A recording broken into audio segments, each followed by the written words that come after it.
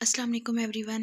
10th class की पाक study की 2024 की पेपर स्कीम आपको इस वीडियो में नज़र आएगी। जैसा कि हम लोग सब जानते हैं, जितने भी स्टूडेंट्स हैं वो ऑलरेडी उनको पता होगा कि जो है वो इसमें जो 10th क्लास का जो भी आप पे एग्ज़ाम होगा उसमें 75% नॉलेज बेस्ड पेपर होगा और 25% कंसेप्चुअल क्वेश्चंस आएंगे। ठीक है ना, यानी 100% में से 75 आपके पास आप नॉलेज बेस्ड है और ये 25%। ठीक है, अब इसी तरह इसी हिसाब से अगर हम देखें तो हमारे पास 50 मार्क्स का पाक स्टडी का पेपर होता है। ठीक है, 50 नंबर का।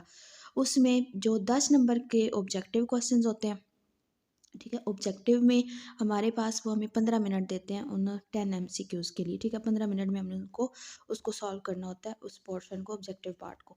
ठीक है, ये हमारा क्वेश्चन नंबर 1 होता है इम्तिहानी पेपर का। ठीक है, उसमें 7 MCQs होते हैं जो कि नॉलेज बेस्ड में से आएंगे। ठीक है ना, 7 MCQs।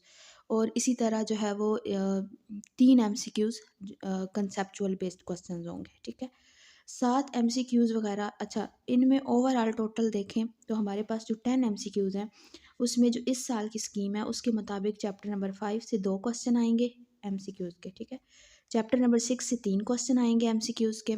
चैप्टर नंबर 7 से भी 3 MCQs आएंगे। चैप्टर नंबर 8 से 2 MCQs आएंगे। ठीक है ना, इस तरीके से 10 MCQs हमारे कंप्लीट हो जाते हैं।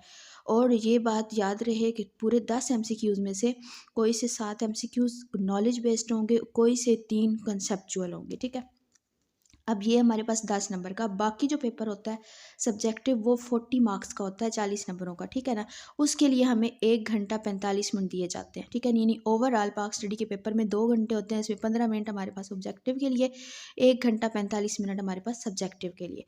इसमें ये हमारे पास क्वेश्चन नंबर 1 था, ये हमारे पास क्वेश्चन नंबर 2 है। ठीक है ना, क्वेश्चन नंबर 2 में हमारे पास 6 जो है वो हमने सवालात हल करने होते हैं। 9 में से 9 सवाल दिए जाते हैं, हर सवाल के 2 नंबर होते हैं। ठीक है, 12 नंबर का ये हिस्सा है। और इसमें जो अगर हम देखें तो सवालात किस तरतीब से आएंगे तो आपके पास चैप्टर नंबर 5 से 4 शॉर्ट क्वेश्चन आएंगे। ठीक है ना, और चैप्टर नंबर 6 से 5 शॉर्ट क्वेश्चन आएंगे। ठीक है, यानी जो 9 सवाल हैं उसमें से 4 सवाल चैप्टर 5 से होंगे, चैप्टर 6 से होंगे।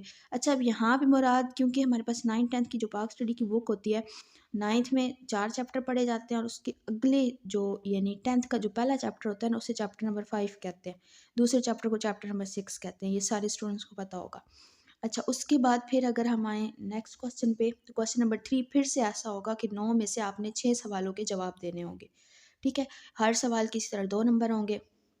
अब यहाँ पे सवाल कैसे होंगे कि चैप्टर नंबर 7 से आपके 5 शॉर्ट्स क्वेश्चन आएंगे। ठीक है, 5 होंगे, और चैप्टर नंबर 8 से 4। ठीक है, यहाँ से यानी जो चैप्टर नंबर 7 है वहाँ से 5 करने हैं, 5 आएंगे क्वेश्चन, और यहाँ से 4। ठीक है, अब आ गए हम उसके तफसीली सवालों की तरफ। ठीक है, तफसीली सवालों में इस तरह 3 में से 2 करने होंगे। वो सॉरी, मैंने यहाँ पे मेंशन नहीं किया, लेकिन 2 सवाल ही करने होंगे 3 में से। ठीक है ना, क्वेश्चन नंबर 4 हमारे पास चैप्टर नंबर 5 से आएगा, क्वेश्चन नंबर 5 आएगा चैप्टर नंबर 7 से। ठीक है, और क्वेश्चन नंबर 6 आएगा चैप्टर 6 और 8 में से। ठीक है ना, ये 2 पोर्शन बने होते हैं, और अगर आप क्वेश्चन नंबर 6 को चूज़ करेंगे तो आपने यहाँ पर जो 2 क्वेश्चन बने होंगे ना एक सवाल के अंदर 2 पार्ट्स, वो दोनों हल करने होंगे, तब आपको क्वेश्चन नंबर 6 के 8 नंबरों के हिसाब से उसकी मार्किंग होगी। ठीक है ना, तो यहाँ पर इसलिए बेस्ट तरीका यही होता है कि आप चैप्टर 5 7 की लॉन्ग के लिहाज से पहले बेस्ट अच्छी तरीके से कर लें। ठीक है, तो फिर आप ये वाला पोर्शन जो है वो सॉल्व कर सकते हैं। ठीक है, तो ये है जी 10th क्लास की पाक स्टडी की पेपर स्कीम। मज़ीद इससे रिलेटेड कोई भी अगर क्वेश्चन आपके माइंड में है तो आप लोग कमेंट सेक्शन में पूछ सकते हैं। फ़िलहाल दीजिए इजाज़त, बाकी सब्जेक्ट्स की भी पेपर स्कीम इंशाल्लाह चैनल पर अपलोड हो जाएगी। इंपॉर्टेंट चैप्टर्स और भी मज़ीद कोई भी क्वेश्चन होगा तो वो आप लोग कमेंट सेक्शन में पूछेंगे, उससे रिलेटेड स्पेशली भी कोई वीडियो वगैरह ज़रूरत पड़ी तो वो बन जाएगी। ठीक है ना, फ़िलहाल दीजिए इजाज़त, अल्लाह हाफ़िज़।